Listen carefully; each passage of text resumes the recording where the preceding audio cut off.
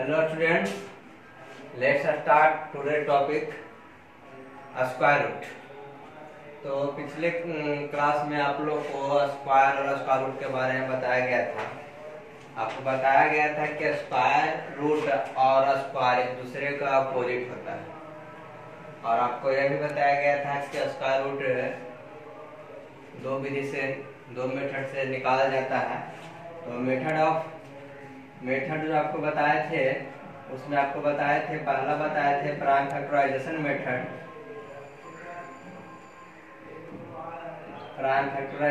Method, और दूसरा जो बताए थे वो था डिवीजन मेथड। दो मेथड से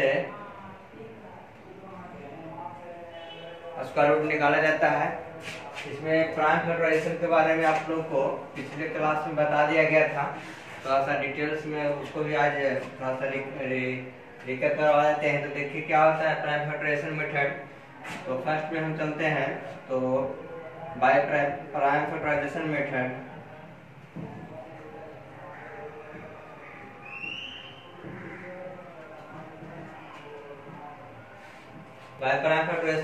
एग्जांपल से देखिए आपको बताए थे हम कि जैसे मान लीजिए निकालना 125 का स्क्वायर रूट निकालना। तो 125 का स्क्वायर रूट निकालने के लिए आपको बताए थे कि सबसे पहले इसको फैक्टराइज करेंगे। 125 का फैक्टराइज करेंगे इस तरीके से, 5 से कटेगा, फिर 5 से, फिर 5 से, इस तरीके से कर लेंगे। यहाँ पर हम लिखेंगे इस तरीके से 125। इसमें आपको बताए थे हम कि पेयर लगाते हैं। तो पेयर 2 अंक का लगाते हैं, 2 अंक का पेयर लगाते हैं। 2 अंक का पेयर लगाने के बाद इस तरीके से लिखेंगे, 5 2 है तो 5 का स्क्वायर लिख देंगे, एक 5 का ले। आपको यह भी बताए थे कि जो जिस पे पावर 2 रहेगा उसको बाहर कर लेंगे, जिस पे पावर 2 नहीं रहेगा उसको हम छोड़ देंगे अंदर। तो इस पे 5 पे पावर 2 है तो 5 बाहर आ गया, एक 5 पे पावर 2 नहीं है, एक ही बचेगा अंदर रखिए। दैट मीन्स यदि हम 125 का स्क्वायर रूट निकालेंगे तो 5 उसको पढ़ेंगे। दूसरा एग्जांपल समझिएगा। एक और एग्जांपल आपको बताते हैं हम। निकालना है 400 का स्क्वायर रूट निकालना है। 400 का स्क्वायर रूट निकालने तो सबसे पहले हम 400 को क्या करेंगे, फैक्टराइज करेंगे इस तरीके से। 2 से लगेगा, फिर 2 से कटेगा, यह भी 2 से कटेगा, यह भी 2 से कटेगा, यह 5 से कटेगा, लास्ट में 1 आ जाएगा, छोड़ देंगे। अब इसको हम इस तरीके से पेयर लगाएंगे। यहाँ लिखेंगे 400 का स्क्वायर रूट इक्वल टू क्या हो जाएगा, देखिएगा यहाँ पे 2 की संख्या 4 है, 5 की संख्या 2 है, 1 को नहीं लिखना। अब यहाँ 2 का पेयर लगा देंगे। 2 का पेयर लगाने के बाद इसको इस रूप में लिख देंगे, 2 के पावर के रूप में लिखेंगे।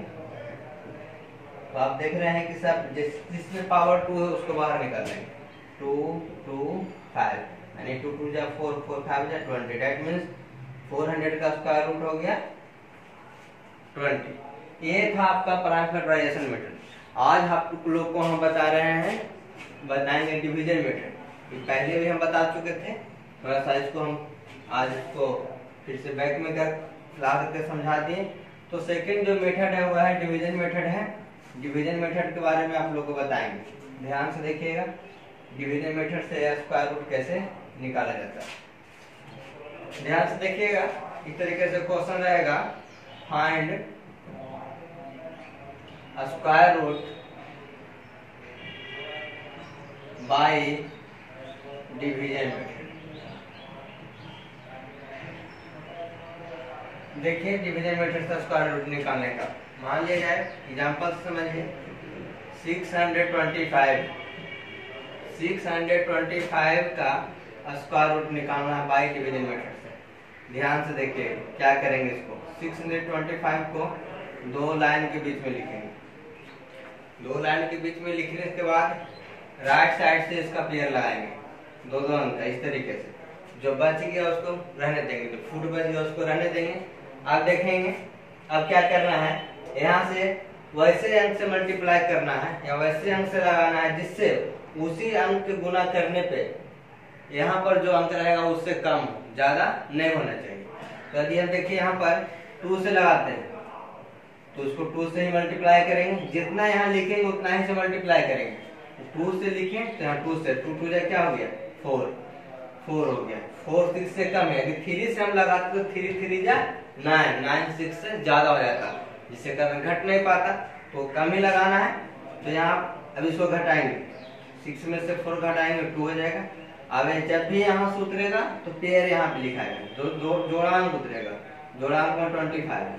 अब देखिए नेक्स्ट स्टेप में क्या करते हैं, जितना यहाँ लिखे हैं उतना ही इसमें और ऐड कर देंगे, इस तरीके से ऐड कर देंगे कि 4 हो गया। अब यहाँ पर नेक्स्ट स्टेप में होगा क्या, 4 के ऊपर 4 के राइट साइड में कौन सा अंक लिखे कि जिससे वह जो संख्या बनेगा उसमें उसी अंक से गुना करने के बाद इससे कम या इसके बराबर, ज्यादा नहीं, इससे कम या इसके बराबर होना चाहिए। तो देखिए यहाँ पर हम उसको रफ काट करते हैं। 4 है, 4 के ऊपर 5 लिखेंगे तो 5 से गुना करेंगे, 5 5 25, अब 5 4 20, 20 में 2 जोड़ देता है 20, 225 आ गया। आगे इतना कितना बार में आया 5 बार में, तो यहाँ 5 लिखेंगे तो यहाँ भी 5 लिखेंगे। अब इसको 45 हो गया, 45 में 5 से मल्टीप्लाई किया तो 225 आ गया, 225 यहाँ पे लिखेंगे। देखिए बराबर आ गया। अब घटा देंगे, 5 में से 5 गया कट 2 में से 2 गया कट 2 में से 2 गया कट 2। अब देखिए जितना यहाँ पे लिखे उतना ही इसमें और ऐड कर देंगे, ऐड कर देंगे 50 हो गया। देखिए चेक कैसे होगा, क्योंकि इसके बाद कोई अंक नहीं है, यदि अंक रहता और यहाँ संख्या रहता तो यहाँ हम उसको उतारते, लेकिन कुछ नहीं है तो स्टॉपेज हो गया। अगर चेक करेंगे कि मेरा बना हुआ जो है वह सही है कि गलत है, इसको चेक करने के लिए क्या करेंगे, यहाँ पर जो आया उसका दुगना इसका यहाँ होना चाहिए। तो दुगना है, देखिए 25 ये 50 है, 25 का दुगना यहाँ पर आ गया। डेट मींस जो मेरा वो बना हुआ उसका निकाला हुआ है सही है। नीचे लिख देंगे हेंस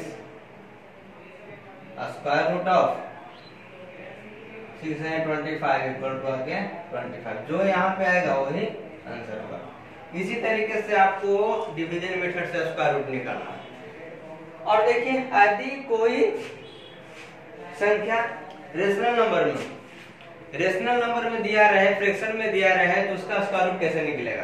तो फ्रैक्शन में दिया रहे और उसका स्क्वायर रूट निकालना होगा तो न्यूमरेटर का भी स्क्वायर रूट निकाल देंगे और डिनोमिनेटर का भी स्क्वायर रूट निकाल देंगे। जैसे समझिए इस तरीके से, देखिए एग्जांपल देखिए यहाँ पे मान लिया दिया हुआ 16/25, इसका निकालना है स्क्वायर रूट।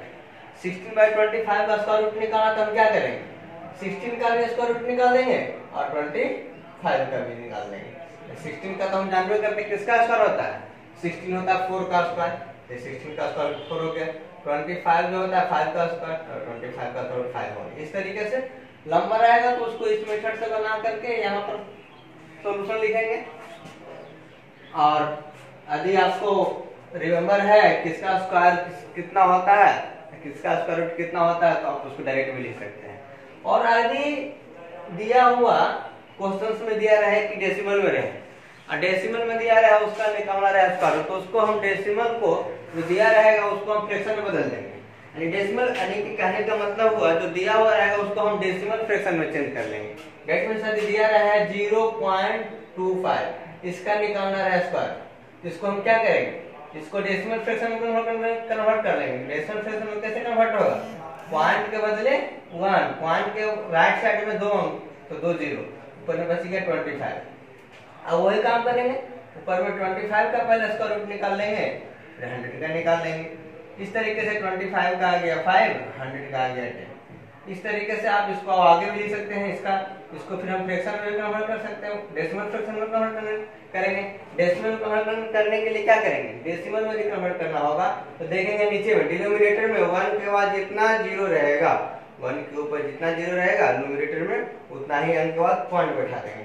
1 के ऊपर में एक 0 है, दैट मींस इसका जो रिजल्ट आएगा 0.5 आएगा। क्यों 5 आया, 0.5 क्यों आया, क्योंकि पॉइंट के बदले एक होता है, पॉइंट के बाद जितना अंक उतना 0। तो इस तरीके से आप बना सकते हैं। तो कहने का मतलब है दिया हुआ क्वेश्चन फ्रैक्शन में रहे, फ्रैक्शन में दिया रहे उसका स्क्वायर रूट निकालना रहे तो इस मेथड से बनाएंगे। डेसिमल में दिया रहे उसका स्क्वायर रूट निकालना रहे तो इस तरीके से बनाएंगे। और ये हो गया डिवीजन मेथड से स्क्वायर रूट निकालने का तरीका। तो इसी तरीके से इसी पर आधारित आपका चैप्टर है एक्सरसाइज 3B। एक्सरसाइज 3 भी जो है वह डिवीजन मेथड से पर आधारित है। इसको आपको बनाना है। आदि कॉम्प्लेक्स फ्रैक्शन में दिया रहेगा, उसको सिंपल फ्रैक्शन में कन्वर्ट करके उसका सॉल्यूशन कर लेंगे। और